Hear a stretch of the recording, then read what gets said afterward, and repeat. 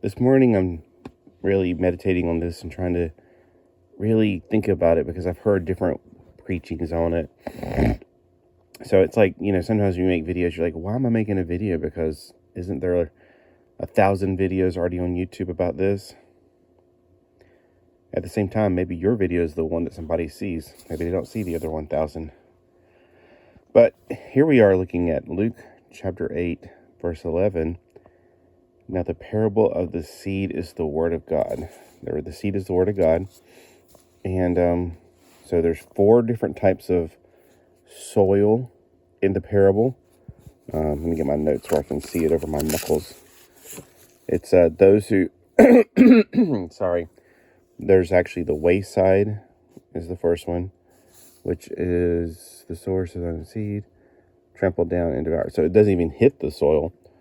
There's the rocks, the thorns, and then the good. So I'm wondering also kind of if these are 4 stages, like whenever I first heard, I remember the first time I can remember hearing about Jesus in context was from in 8th grade whenever Scott Yates said it about the best thing ever happened to him was Jesus Christ, and I remember being turned off and I didn't want to hear it.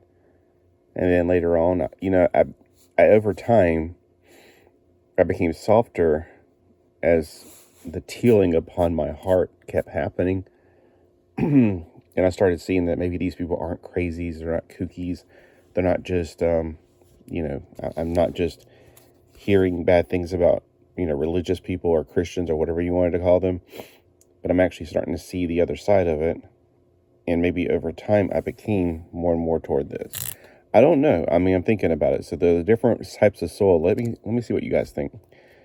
So my notes about the first one, let me just read the first one.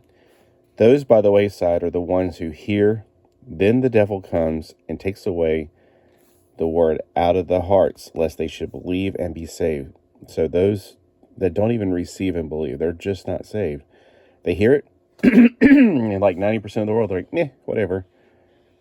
Okay, so, and I wonder, does this include the people who are in cults and stuff that are in, a lot of these cults have 90% of the truth, but they're missing the elements of the ultimate truth, and they have that poison in their cults, Gosh, I didn't realize I don't talk in the morning, so I don't warm my voice up.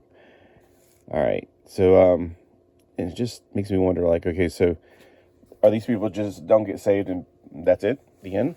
Or could they, once you work with them some more, give them some more word, maybe keep on scattering that seed that eventually it does seek into their heart, and maybe they're in the next phase, or maybe it's just a different type of people.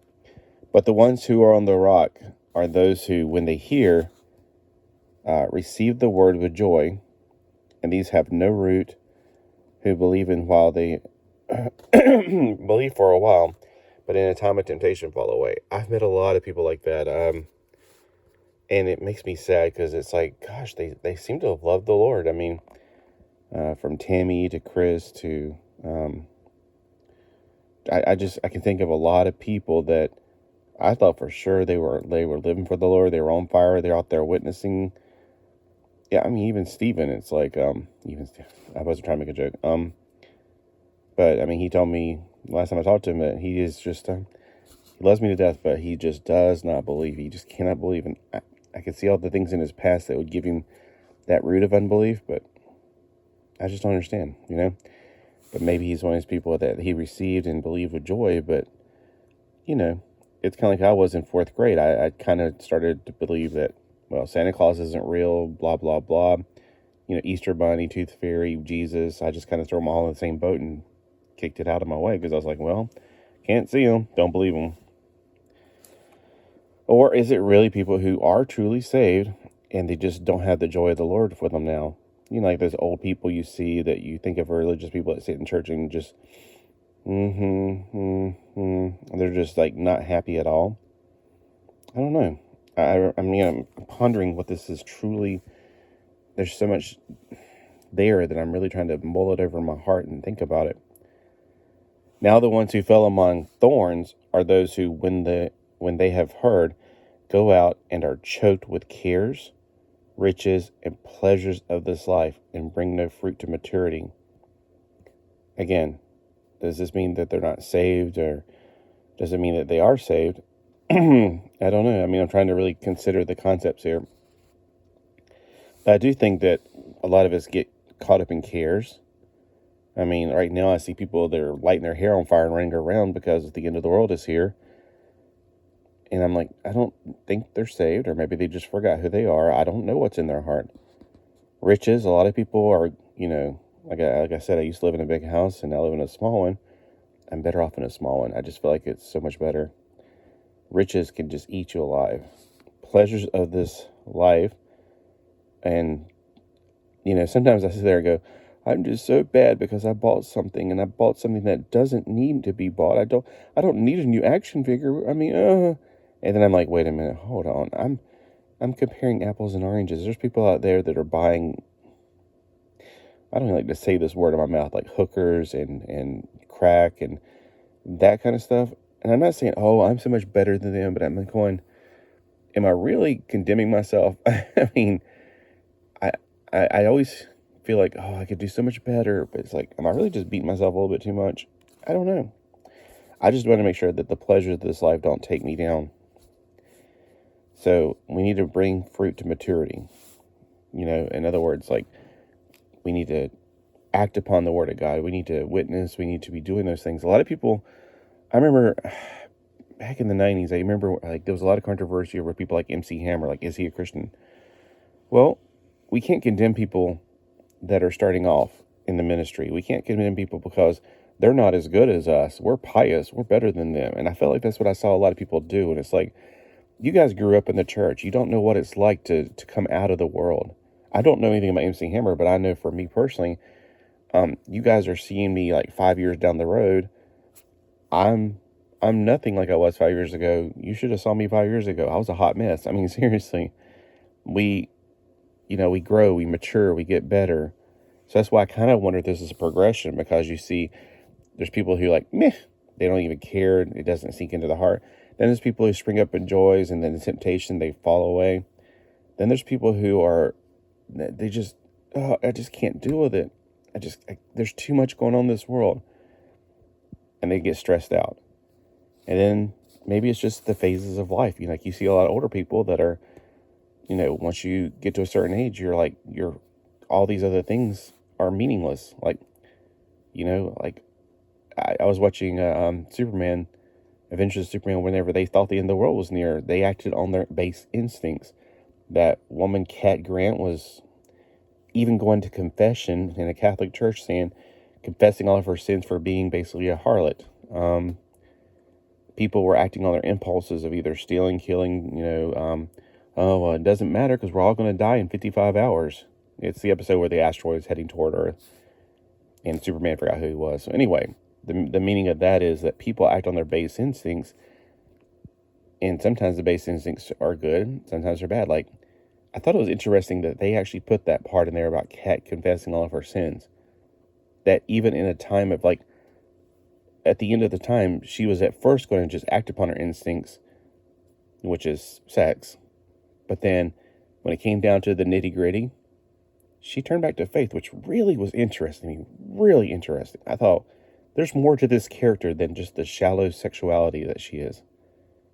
So, maybe there is a dynamic to this character. I love to see dynamic characters in, like Darth Vader going from the dark side, and then his redemption story throughout all three episodes, or three movies. So maybe this is a progression. Maybe, sometimes we get choked out with the things of this world. People who are raising a family, they have to care about their children, and, maybe they get choked out during this part of their life. But then finally, empty nesters can have this feeling. I don't know. I'm just wondering about this. I'm just mulling it over. But the ones who fell on the good ground are those who, having heard the word with a noble and good heart. See, that's such a pious thing to think about, because it's like a noble and good heart. Nobody's going to say, I have a noble and good heart, because it feels like as soon as you say it, you don't have it. And, but you got to think you're comparing yourself not to other people. Do you have a noble heart? Do you do what's right, no matter who's looking? Do you have a good heart? Do you keep the word, or do you do whatever you want to do? I mean, don't think about, are you better than the next person, and then try to humble yourself. Think about, are you fulfilling the best you can be, doing the best you can? They keep it and they bear fruit with patience. It's not going to happen overnight. It's just not. You got to be patient. You always hear about these celebrities that they were out there singing in clubs and Skid Row for like 20 years, and then finally they got a record deal. You have to be patient if you want to be successful in anything.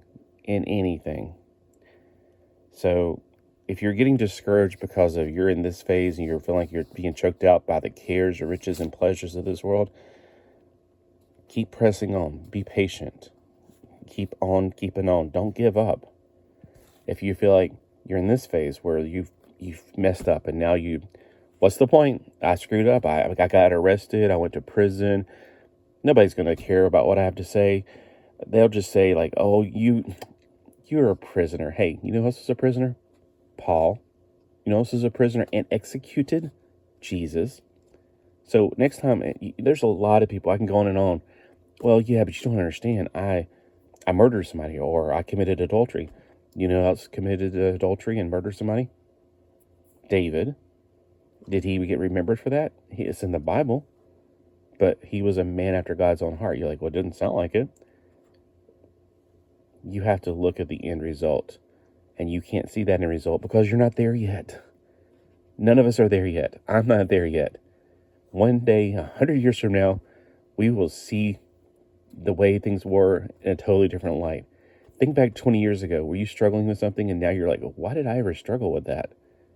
Think about in maybe math class, you struggle trying to remember the Pythagorean theorem, or x equals negative b plus or minus the square root b squared minus 4ac all over 2a. You struggle with that. Now you're like, why did I ever struggle with that? Or it might be like, why did I even care? I'm just saying, we look back at our childhood, like, how could I ever struggle with tying my shoes? I cried and I cried. I could not tie them. Can you tie your shoes now? Life is a progress and you can't give up. So I'm just here to encourage you that I'm looking at this and trying to apply it to my life. And sometimes I feel like I want to be here and I'm like, oh, I'm just not noble. I'm just not good. Are you better than you were yesterday, or 5 years ago, or 20 years ago? Keep pressing on. Well, give me your comments below what you think of this parable. I've heard so many different variations of preaching on it. And, they're all great in their own aspect. Sometimes I think someone might have been more trying to be catchy, But anyway, and have a great day. And just remember, keep on pressing on. Be patient, and keep trying. Don't give up. Don't give up. No matter how bad it's been, if you keep pressing on and trust in Jesus, it gets better. Have a fantastic day.